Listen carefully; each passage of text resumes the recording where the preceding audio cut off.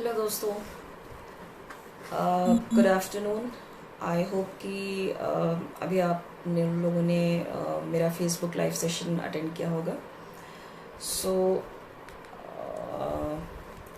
अभी इस live session में मैंने कोविड के बारे में, कोरोना वायरस के बारे में काफ़ी जानकारी दी।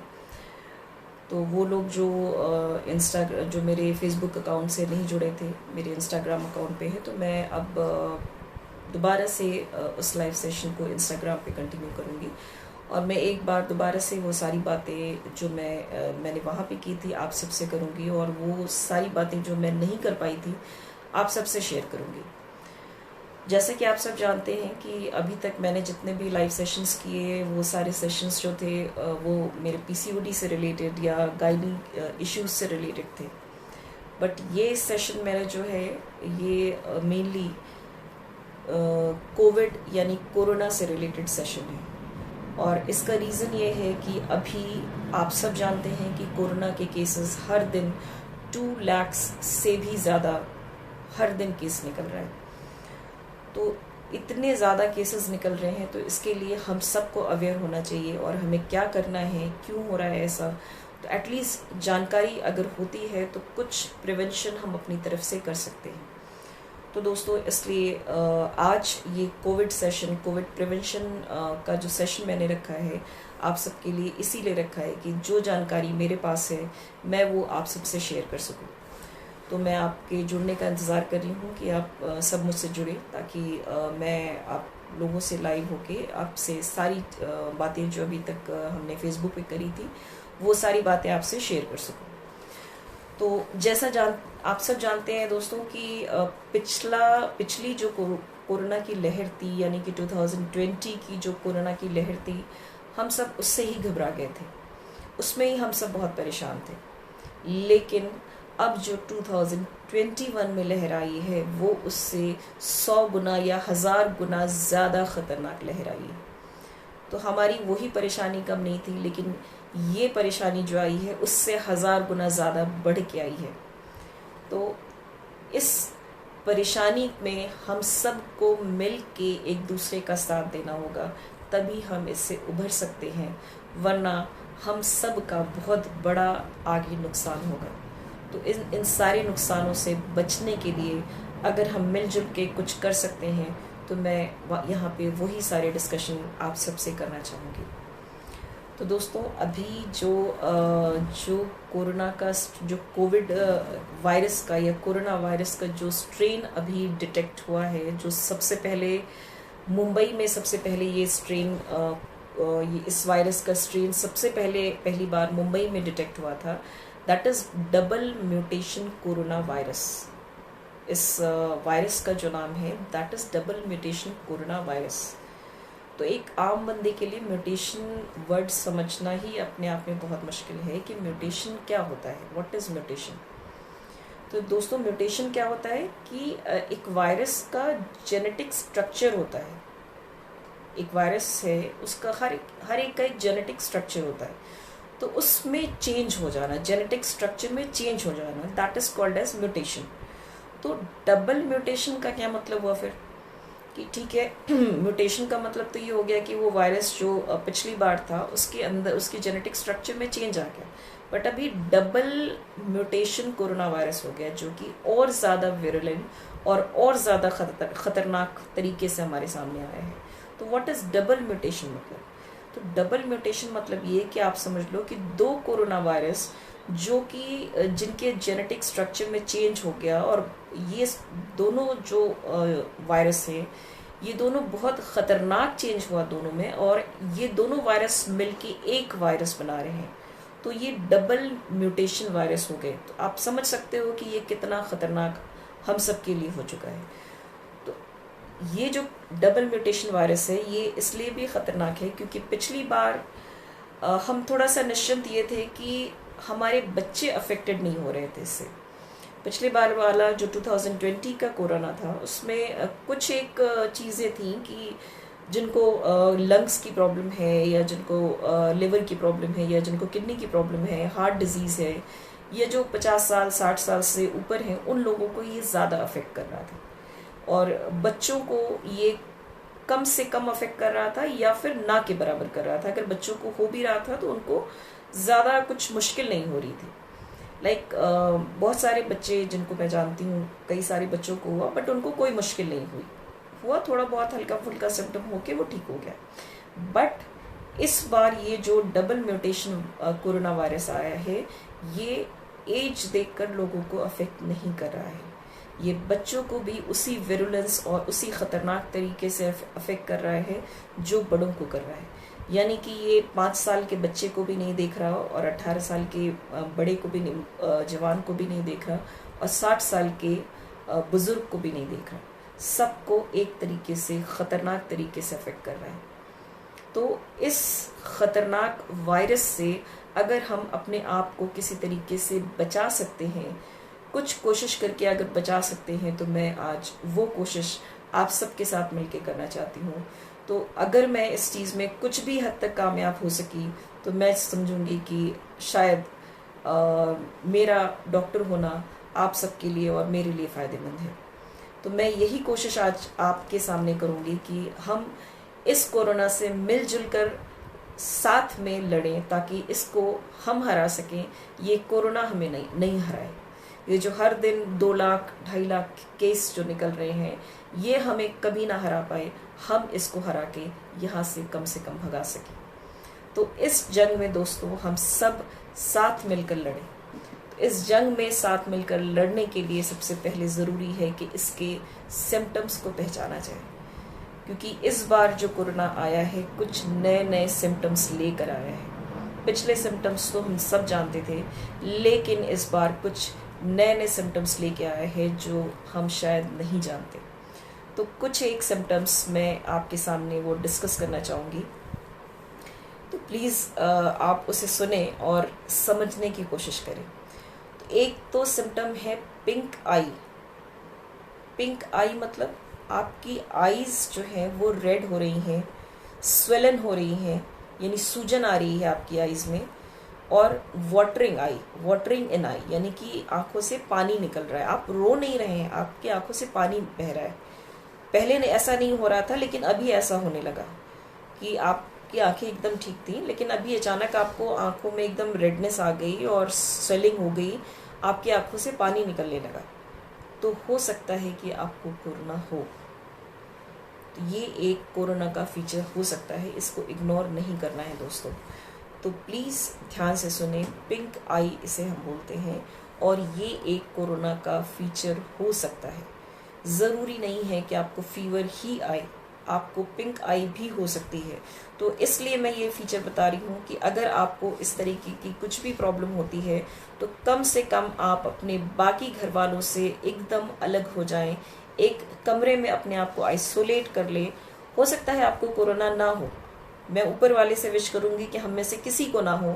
जितने व्यूअर्स हैं और जो लोग मुझे देख रहे हैं या जो लोग मुझे नहीं देख रहे हैं, किसी को ना हो, और हम सब इससे बहुत सक्सेसफुली बच के निकल जाएं और इसे हरा दें। लेकिन कुछ प्रिकॉशन तो दोस्तों हमें रखना पड़ेगा। तो इस तरीके का अगर कुछ भी आपको हो रहा है तो हमारी कोशिश होनी चाहिए कि हम अपने घर वालों को इन्फेक्ट नहीं करें। हो सकता है कि हमारा ये कोरोना का एक फीचर हो। तो अगर आपकी पिंक आई हो रही है, आपकी आई में स्वेलिंग हो रही है या वाटरिंग हो रही है, तो प्लीज़ आप अपने आप को आइसोलेट कर लें। हो सकता है ये कोरोना का एक फीचर हो। दूसरा एक सिम्टम क्या हो सकता है, that is covid tongue. Covid tongue दोस्तों क्या होता है, आपकी जो टंग है उसमें वाइट पैचेस हो जाते हैं। नॉर्मली आपकी टंग नॉर्मल होती है, पिंक कलर की होती है, उसमें कुछ नहीं होता, लेकिन अचानक से अगर आपकी टंग में वाइट पैचेस हो रहे हैं तो ये भी कोरोना का एक सिम्टम हो सकता है। ज़रूरी नहीं है कि ये कोरोना ही हो, लेकिन ये कोरोना का एक सिम्टम हो सकता है कि सडनली आपने नोटिस किया कि आपकी टंग में वाइट पैचेस हो रहे हैं। हालांकि बहुत बार ये वाइट पैचेस फंगल इन्फेक्शन में भी होते हैं, लेकिन prevention is better than cure, ये हम सब जानते हैं। तो अपने आप को अगर से हमने सडनली नोट किया कि हमारे इसमें वाइट पैचेस अगर आ रहा है, इसको इग्नोर नहीं कीजिए और अपने आप को सेपरेट कर लीजिए अपने बाकी घर वालों से। हो सकता है कि ये एक कोरोना का फीचर हो। तो अगर ऐसा कुछ है तो हम अपने आप को अपने घर वालों से थोड़ा सा आइसोलेट कर लेंगे और अपने आप को टेस्ट करा लेंगे कि हमें कोरोना तो नहीं हो रहा है। तीसरा क्या फीचर, एक नया फीचर क्या हो सकता है, ड्राई माउथ।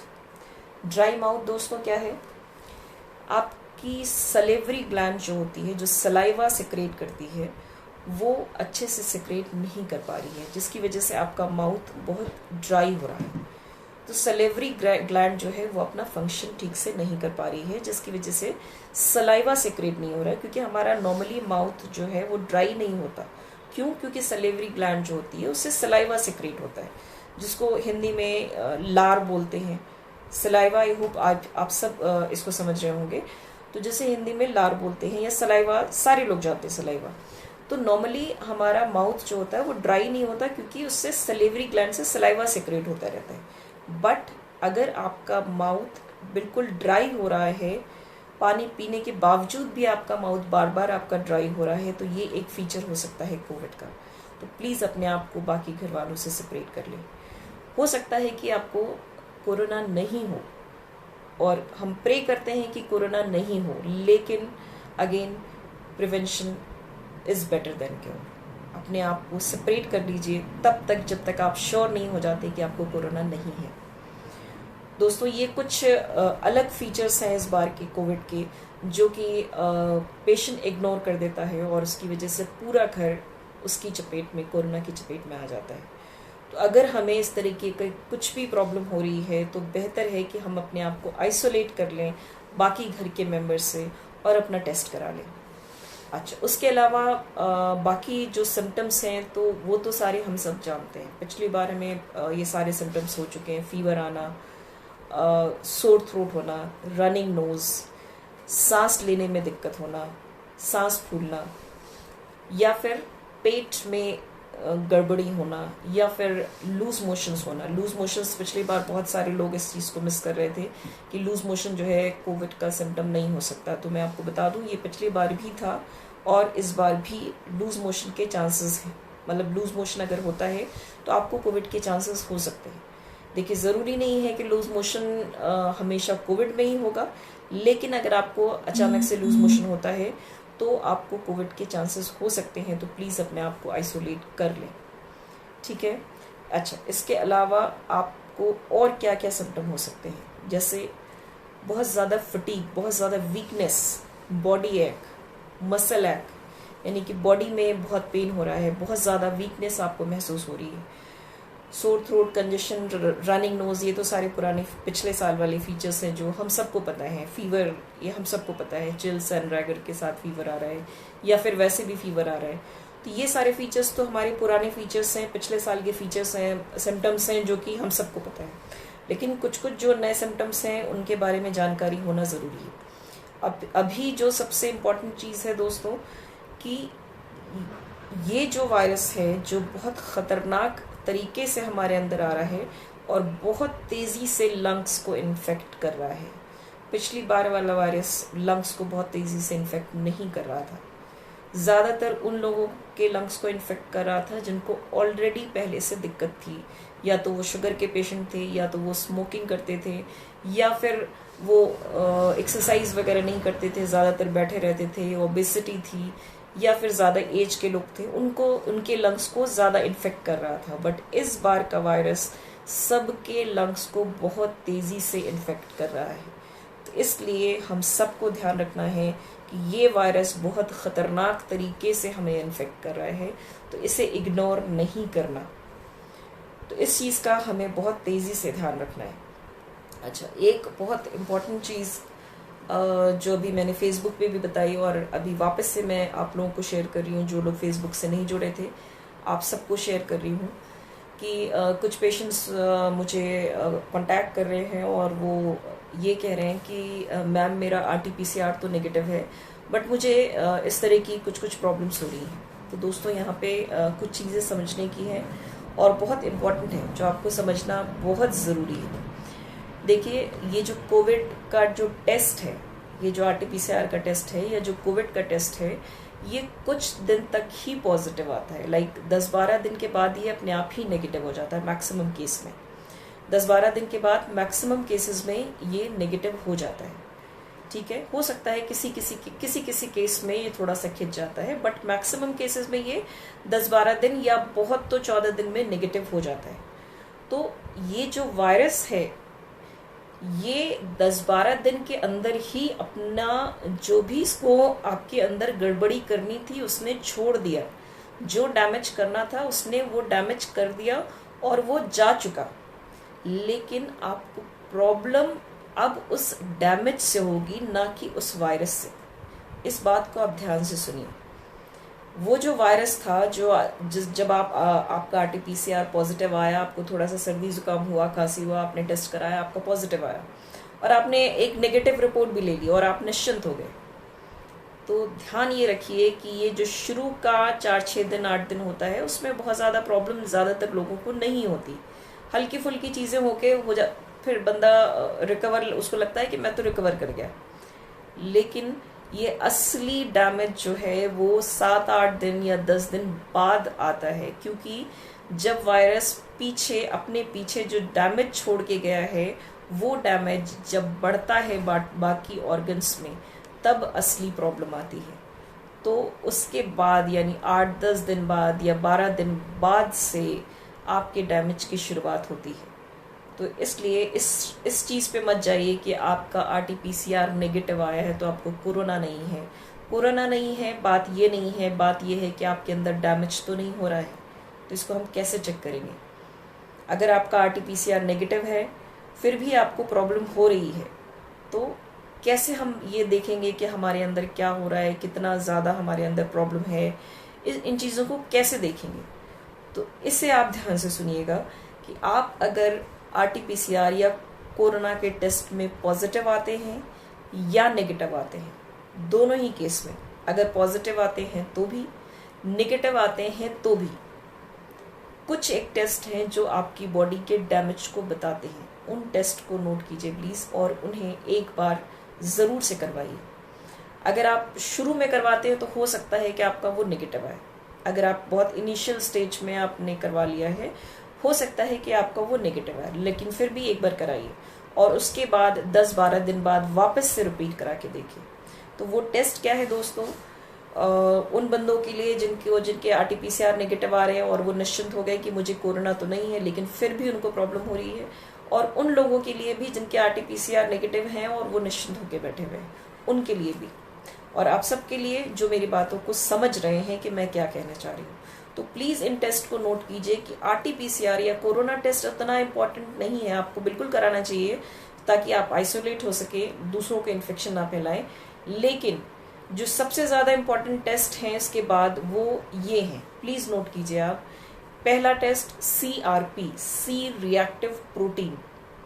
सी रिएक्टिव प्रोटीन अगर आपका बढ़ रहा है, 10 से ऊपर हो रहा है, C reactive protein that is CRP, short form में हम उसको लिखते हैं CRP, सी रिएक्टिव प्रोटीन को CRP। पहला टेस्ट है CRP। दूसरा टेस्ट है serum ferritin, FERRITIN, serum ferritin level. तीसरा टेस्ट है सीरम LDH, D फॉर आप ही बताएं, आप में से बताइए, D फॉर व्हाट?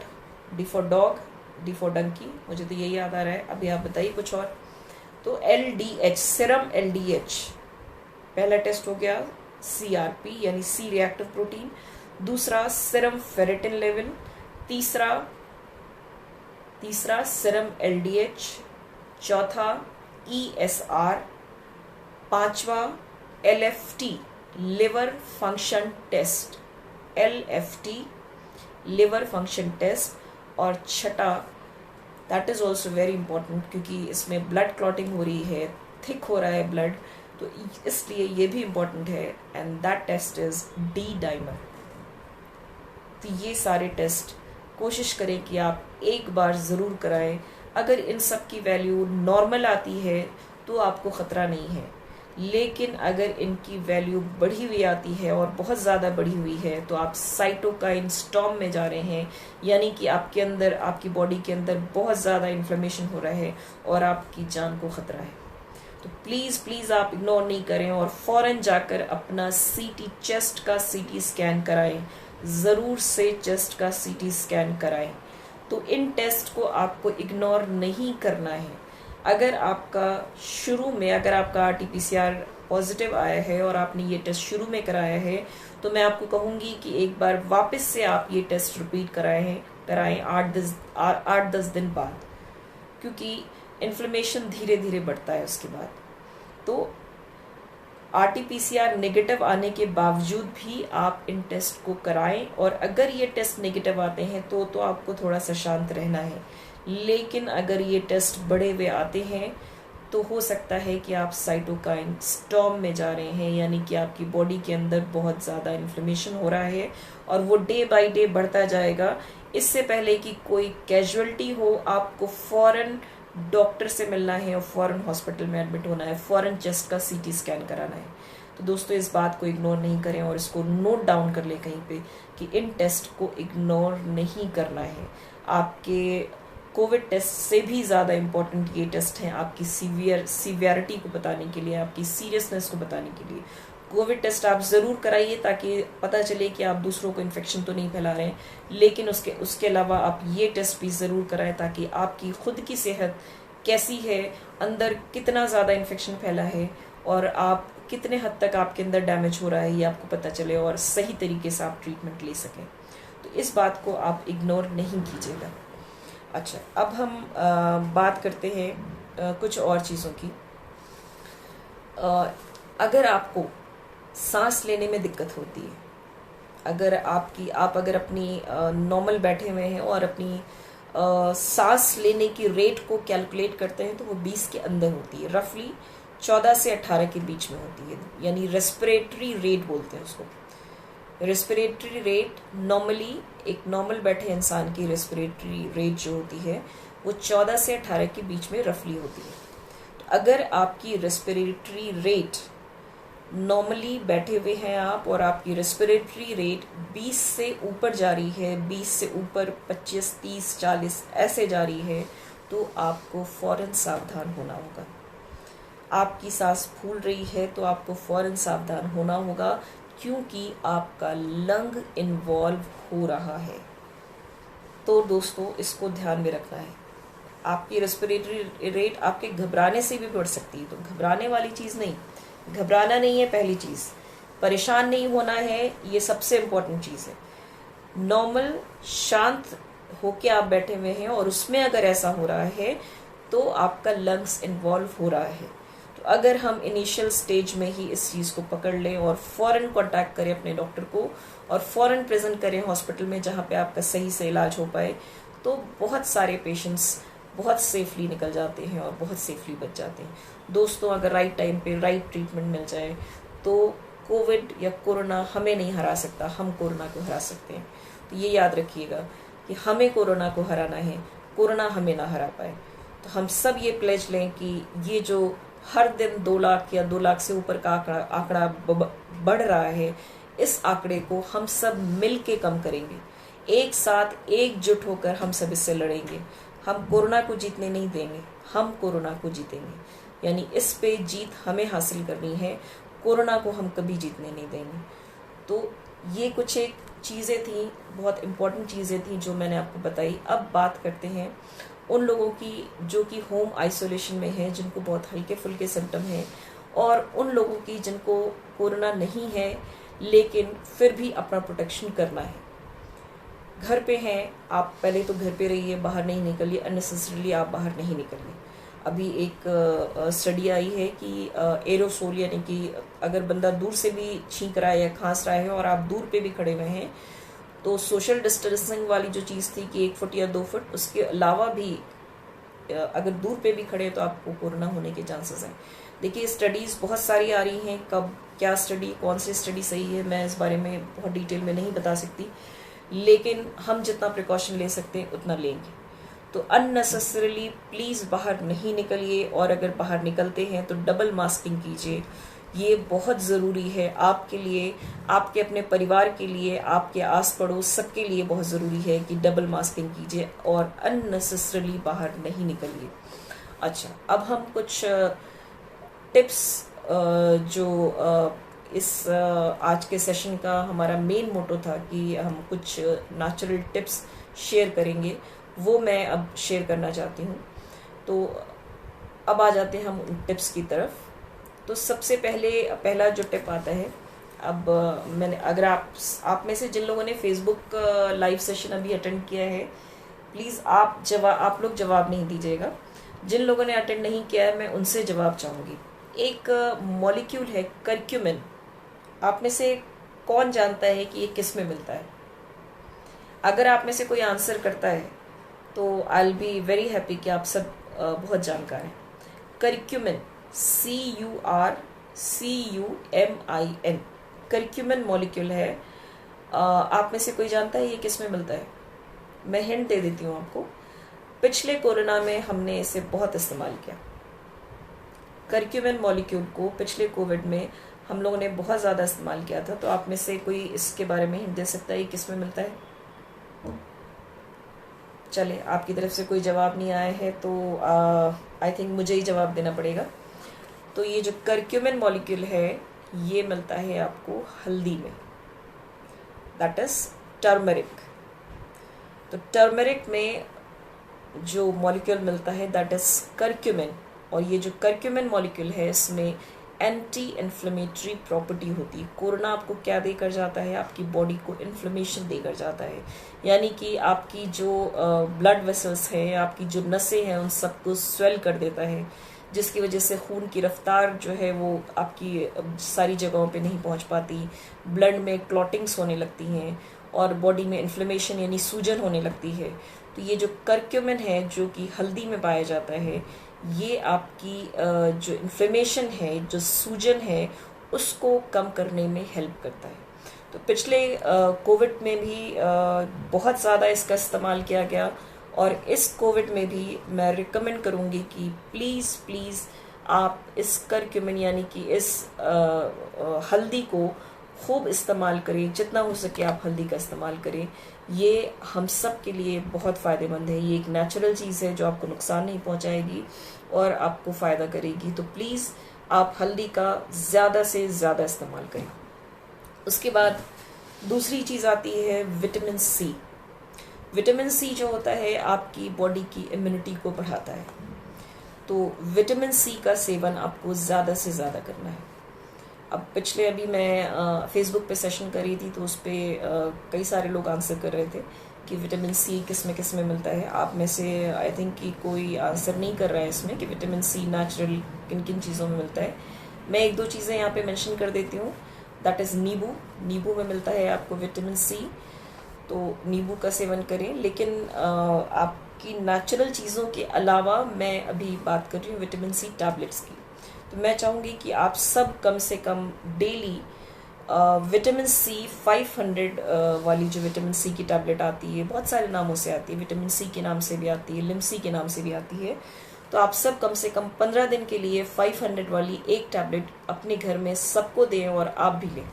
और वो लोग जिनको कि कोविड हो चुका है और वो घर में आइसोलेशन में है, तो वो विटामिन सी की 1000 टैबलेट ले, यानी कि 500 टैबलेट सुबह, 500 टैबलेट शाम को।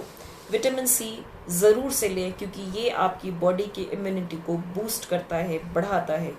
तो प्लीज़ आप जो नेचुरल तरीके से विटामिन सी लेंगे वो तो लीजिए ही, लेकिन उसके अलावा विटामिन सी आप टैबलेट के फॉर्म में भी 15 दिन के लिए ले लीजिए।